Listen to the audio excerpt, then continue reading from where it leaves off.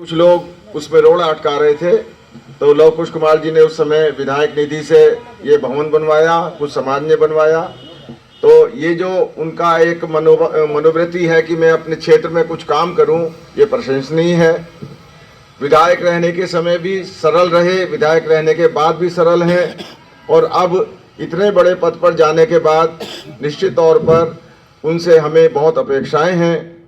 और हम ये चाहते हैं कि अब नगीने का जैसे विकास अनुरूप सही करके, हम हमेशा सोचते नगीने का विकास नहीं हो तो हमारे अगर एमपी चले जाएंगे, उधर हमारे लव कुश कुमार जी हैं, दोनों इस क्षेत्र के हैं, तो मैं समझता हूँ कि हमारे क्षेत्र का विकास होगा। और लव कुश कुमार जी के कारण हम अपने आप को गौरवान्वित महसूस कर रहे हैं। जहाँ तक राष्ट्रीय राजनीति का प्रश्न है, आप सब जानते हैं, कोई बताने की बात नहीं है कि हमारा सौभाग्य है कि हमने अपने जीवन में दो महापुरुष देखे, आदरणीय मोदी जी और आदरणीय योगी जी। जिस तरह से मोदी जी ने इस देश का नेतृत्व किया है, ये कोई साधारण बात नहीं है। सन 14 से लेके और सन 24 तक, इन 10 सालों में अंतर्राष्ट्रीय स्तर पर इनकी छवि इतनी ऊंची रही है। अभी आपने परसों सुना होगा कि रूस जो है यूक्रेन पर परमाणु बम डालने वाला था।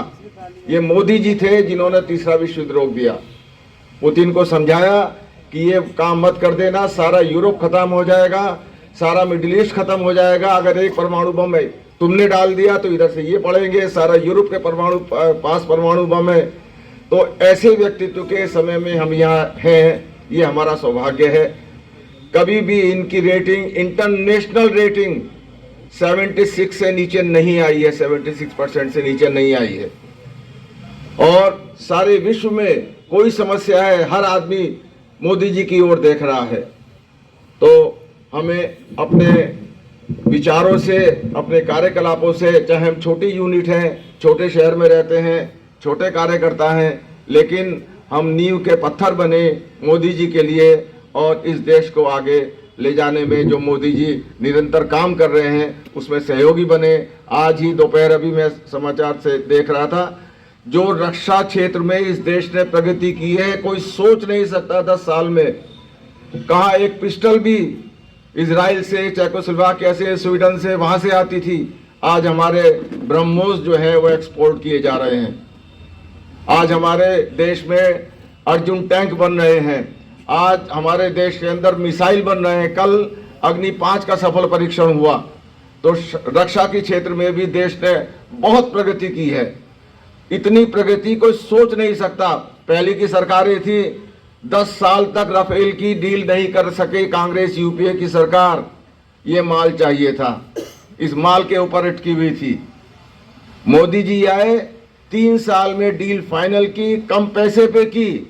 और सबसे बड़ी बात ये की कि उनसे एग्रीमेंट किया कि पुर्जे हम बनाएंगे, और हमें पुर्जे बनाने के, इसके पार्ट्स बनाने की परमिशन दें आप, एग्रीमेंट में लिखा था।